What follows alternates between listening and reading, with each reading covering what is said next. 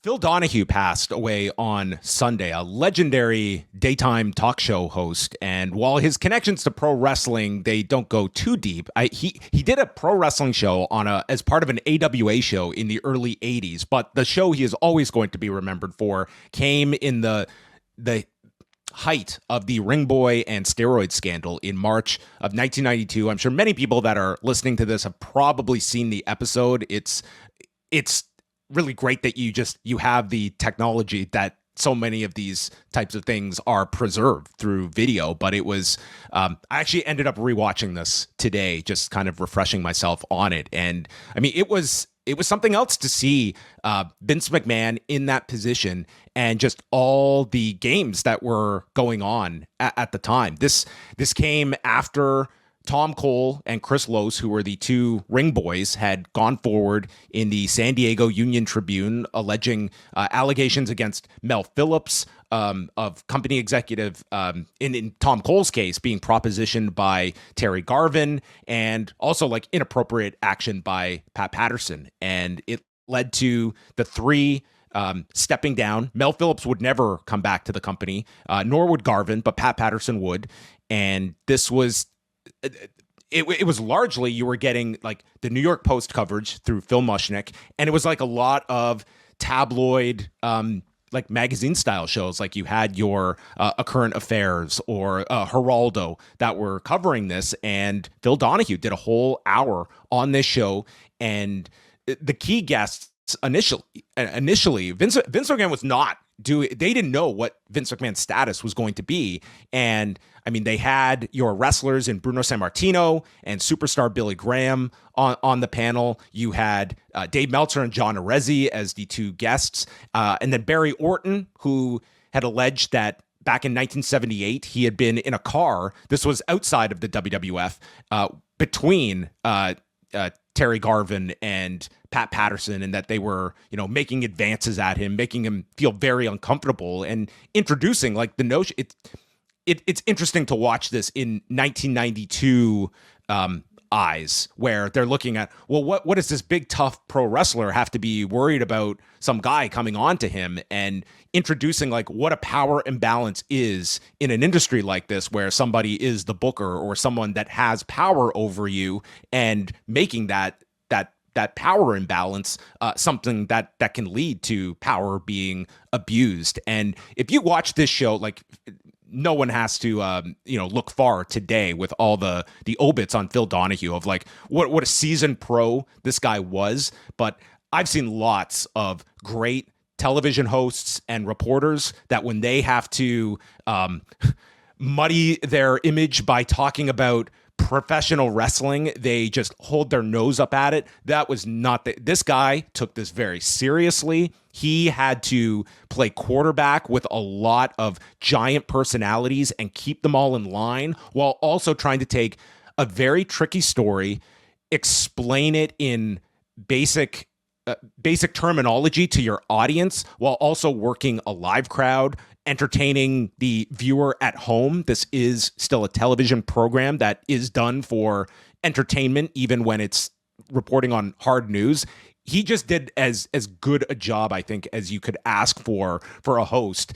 When, like, this is 1992, I wouldn't bank on in 2024.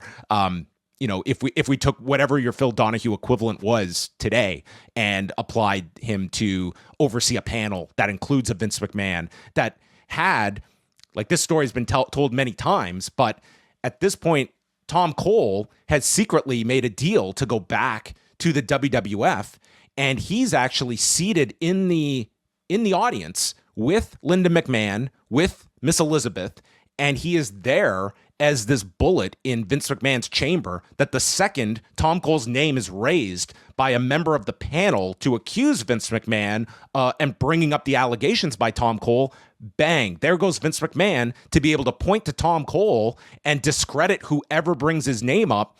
And it's the big moment for Vince McMahon to have his vindication of making the others look foolish, that here is Tom Cole that's there to side with Vince McMahon. Like, there was a lot of chess going on, and probably gave Vince McMahon the confidence to, at the last minute, agree to appear in studio with a lot of contentious personalities that were not on his side in this, and have that. And the most I would say memorable part of this show is the confrontation from Murray Hodgson, who was the ring announcer that was let go. And if you watch this clip of him just taking apart Vince McMahon, Vince McMahon was just overwhelmed by Murray Hodgson, who came at him like a prosecutor. And you would think that this guy was like, first of all, how did they get rid of this guy who was just outstanding in this role? Now, later it would come out there would be a lot of credibility issues with Murray Hodgson. His lawyer would end up dropping him and just calling him a lifelong con man. We never got a true breakdown. Like, Murray Hodgson is someone that still alive, but I mean, it just kind of disappeared after filing his civil suit against the company. But if you watch this clip, man, did Murray Hodgson come at this guy extremely hard. And it's a fascinating hour of television. It's chaotic at certain times, as this format would lend itself to be, but it was probably, even if you have not followed the Ring Boy scandal or the steroid scandal, it's probably the piece of media that you've been exposed to the most from that coverage of the time. Yeah. Almost begs for a Dark Side of the Ring, just talking about everything coming out of this Phil Donahue episode.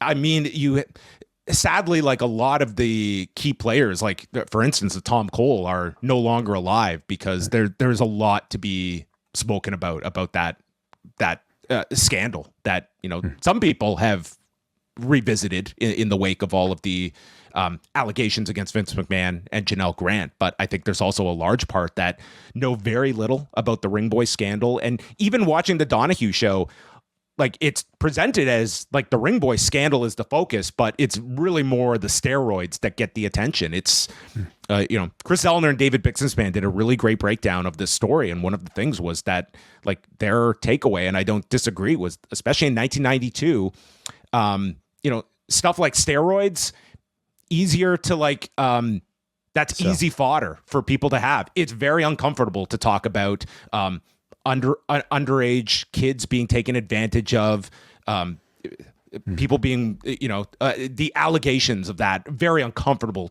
for people that, it just did not necessarily resonate the same way steroids do. That's a hot button topic in that era. So a very interesting episode to go back, and yes, rest in peace to Phil Donahue.